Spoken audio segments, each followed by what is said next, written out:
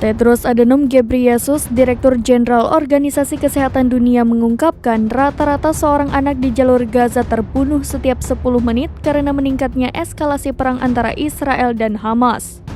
Ia juga mengatakan tidak ada tempat dan tidak ada seorang pun yang aman di wilayah ini.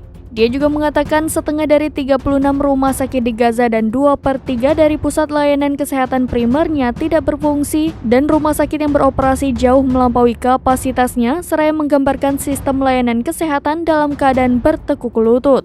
Dewan Keamanan mengheningkan cipta sejenak di awal pertemuan untuk mengenang warga sipil yang terbunuh di Israel dan Gaza, serta 101 orang yang bekerja dengan Badan Pengungsi Palestina PBB UNRWA.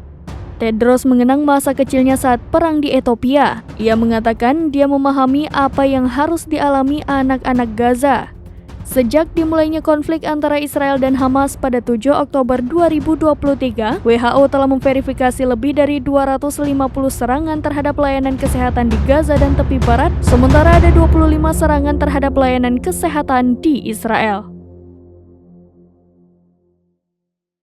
Download Tribun X sekarang, menghadirkan lokal menjadi Indonesia.